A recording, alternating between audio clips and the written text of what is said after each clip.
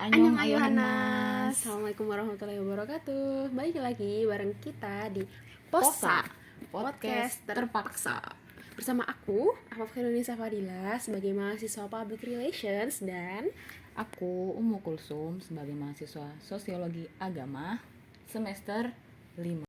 Oke, jadi kali ini kita pengen ngebahas isu-isu yang lagi viral di sosial media. Apa tuh, Kak? Isu-isu tentang public figure muslim yang lagi bikin huru-hara nih bahasanya. Nah, Kepo nggak? kayak apa nggak tuh? Aku sih nggak. Oke, sebelumnya kita pengen say thank you to Sponsor kita yaitu ABC Saus Pedas dan Saori Teriyaki yang sudah membersamai kita sebagai anak kos, dan juga boneka kita di podcast kali ini. Ayo lanjut ke Afaf.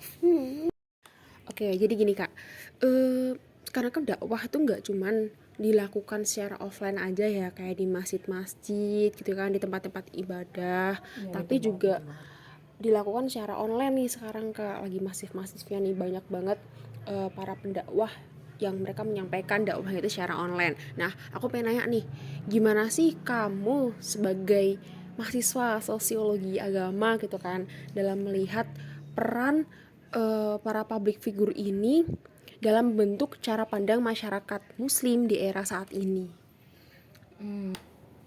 Ini bagus banget sih pertanyaannya. Karena balik lagi ya, mereka kan influencer yang pasti udah punya followers yang banyak. Followersnya juga kita nggak bisa ngatur nih, ini di follow anak kecil apa orang yang udah layak buat nge-sosmed apa gimana. Jadi pasti para followers ini melihat influencernya sebagai tolak ukur dan apa ya, idola lah bisa kita katakan, idola yang dianggap benar, dan mungkin kesalahannya yang dianggap salah sama masyarakat, mereka memaklumi sebagai orang-orang ini udah punya ilmunya, orang-orang ini punya dasar lah untuk melakukan hal itu. Dan ini tuh suatu hal yang perlu dikritisi lebih lanjut, karena mungkin aja buruk-buruknya ini bisa berimbas banyak lah ke masyarakat. Oke Kak. Jadi para influencer atau public figure dakwah ini tuh mereka punya peran yang gede banget ya dalam membentuk cara pandangnya masyarakat, karena kan secara mereka punya banyak followers yang mana followersnya juga bakalan ngikutin siapa yang mereka anggap sebagai panutan gitu kan. Oke, kita masuk ke pertanyaan kedua ya Kak ya. Apa sih yang membedakan antara pendakwah konvensional dengan influencer-influencer dakwah yang mereka berdakwah di sosial media?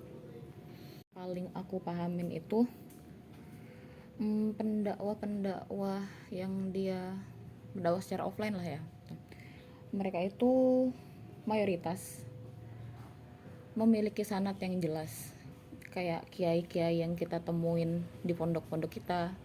Mereka insya Allah adalah orang-orang yang emang mumpuni lah di bidangnya, berbeda dengan influencer atau pendakwah yang ada di online, apa ya, kayak selebgram pendakwah gitu. Kita nggak bisa mengunderestimate sih, tapi kita juga nggak tahu menau lah atas latar belakangnya mereka bagaimana, latar belakang keilmuannya kan yang paling penting, latar belakang keilmuannya bagaimana, dan ilmu-ilmu yang mereka sampaikan bagaimana. Bahkan kita tuh juga nggak tahu di balik layar mereka tuh gimana sih, kita nggak tahu sama sekali. Jadi masih ngawang lah bahasanya ya kalau sama pendakwah yang online ini. Kita taunya yang cuma yang di layar doang kan. Yang kedua yang aku sorotin banget ke penyerapan ilmunya ya. Kalau aku sebagai murid, aku pribadi aku lebih suka saat aku belajar berlangsung tatap muka ke guruku, kayak ngambil ilmunya secara langsung, dan kita tahulah kayak ada koneksi kalau kita ngelakuin pembelajaran itu secara langsung. Berbeda dengan kalau kita melakukan pembelajaran secara nggak langsung, kayak kita mahamin suatu dari online, video-video, apalagi video-video pendek itu ngejatuhin banget sih menurutku. Kayak saat kita belajar suatu keilmuan kan enaknya langsung kita selesaiin nih. Kalau di video pendek itu biasanya ya kita cuma langsung ke intinya aja kan. Jadi penyerapan ilmunya itu yang kita dapat setengah-setengah doang. Dan sayangnya lagi, aku sendiri nih, aku mengakui sebagai Gen Z, aku lebih suka nonton video-video pendek kan daripada video YouTube yang 1 jam. Mungkin kalau aku ngambil dari YouTube, oke lah, yang durasinya 1 jam 2 jam gitu, mungkin pemahamanku bakalan sama, bakalan sama kayak pas aku offline. Tapi kalau aku ngambilnya dari potongan-potongan kayak YouTube Short, TikTok, Reels Instagram, itu bener-bener bisa bikin mispaham banget sih. Kayak seharusnya aku pahamnya lebih, tapi gara-gara itu cuma durasinya cuma dikit, aku pahamnya mentok cuma di satu poin aja, dan itu bisa merusak pahamku ke poin yang lainnya. Dan ini pastinya gak cuma aku doang yang ngalamin, orang-orang lain juga pasti ngalamin hal yang sama pas kita belajar dari online, dari media ya, kayak konten-konten yang durasinya pendek lah. Oke Kak, masuk ke pertanyaan selanjutnya ya. Jadi ini baru-baru ini masyarakat muslim tuh lagi dibumingkan gitu ya dengan 2 kasus viral nih, 2 influencer muslim gitu yang membranding dirinya sebagai seorang pendakwah muslim gitu di sosial media. Yang pertama ada Gus Zizan yang dia viral dengan nikah mudanya. Ya, Terus yang kedua ada Gus Miftah yang dia viral dengan cara dakwahnya dia gitu kan ya, yang cukup kontroversial, yang dia dakwah di tempat-tempat underground gitu kan ya Kak. Terus juga dari cara penyampaian dakwahnya beliau yang cukup frontal gitu kan. Nah aku pengen tahu deh pendapat kamu kayak gimana sih terkait 2 hal tersebut. Wah, aku ngikutin juga nih tentang 2 isu ini. Yang pertama tentang Gus Zizan, yang kalau dibilang nikah muda, ya Gus Zizannya nikah muda, istrinya nikah dini. Dan yang kedua yang Gus Miftah sebagai seorang pendakwah yang memilih cara berdakwah yang ekstrim lah kalau kata kita, dengan berdakwah di kaum-kaum underground. Dan kita bisa bilang pemakaian bahasanya frontal ya Gus Miftah ini. Menurutku sendiri, ketika seorang udah memutuskan untuk menjadi public figure, dia itu mempunyai tanggung jawab. Dia itu paham lah kalau apa yang dia tampilkan di media sosial, apa yang dia tampilkan di akun dia, apa yang dia bagi di media sosial, itu secara tidak langsung ataupun langsung itu menginfluence, kayak memberitahu atau mengajak para followersnya untuk mengikuti apa yang dia lakukan. Dan menurutku ini nikah muda atau nikah dini itu bukan suatu hal yang baik untuk dilakukan, apalagi pas klarifikasi disama-samakan sama Aisyah. Kita jauh banget kan dari Aisyah, beda lah, kita nggak bisa disamakan sama sahabat-sahabat itu. Dan ini menurutku sembrono untuk dibagikan ke media sosial, yang sekarang itu kita tahu angka pernikahan serta perceraian di Indonesia itu tinggi banget.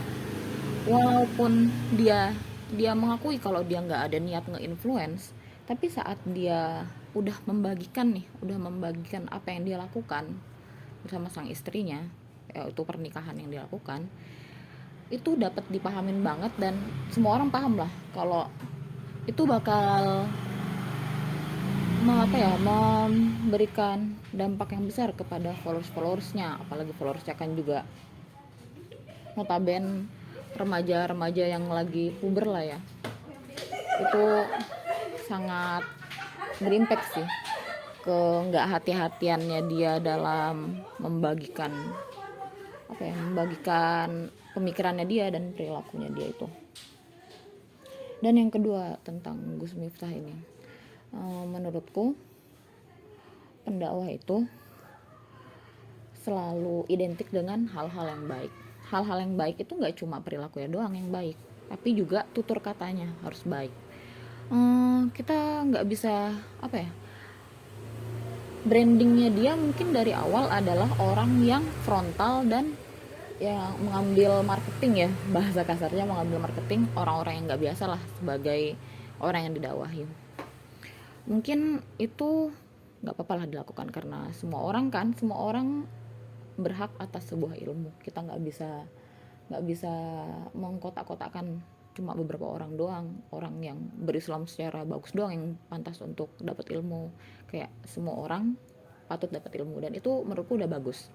Tapi cara dia dalam menyampaikan keilmuan, cara dia dalam berbaur kepada para pengikutnya dengan kata-kata frontal dan kata-kata vulgar yang dia lontarkan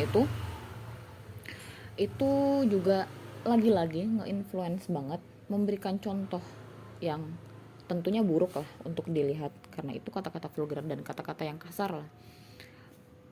Walaupun dia bilang walaupun dia bilang ya aku dari awal orangnya kayak gini, harusnya orang itu tahulah apa yang harus diambil dan apa yang harus nggak diambil gitu. Itu salah besar sih, karena sebagai seorang influence dan apalagi pendakwah muslim nih, ya harusnya memberikan contoh yang baik-baik, karena masyarakat yang mengikuti mereka berdua, mengikuti keduanya itu, ya pasti menganggap mereka adalah seorang panutan dan menafsirkan apa yang mereka katakan, apa yang melakukan sebagai sebuah kebaikan yang dicontoh begitu.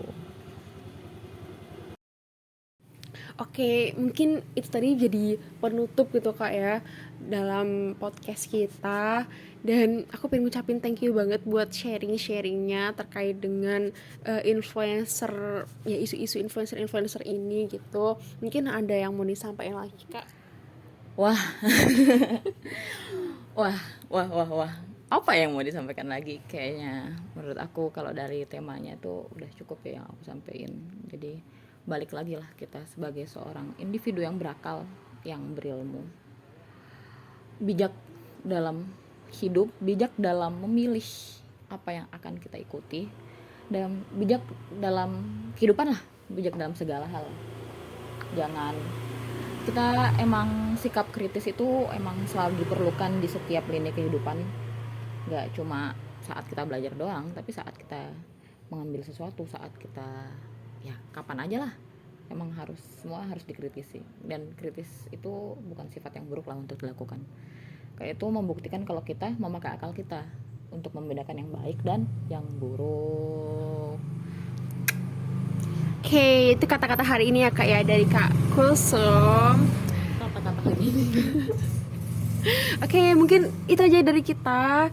Semoga apa yang disampaikan sama Kak Kulsum bisa bermanfaat, sharing-sharing kita bisa diambil hikmahnya. Ilmunya ya, mungkin nggak tahu ilmunya banyak apa enggak, intinya ada lah, pasti dikit lah, nggak apa-apa.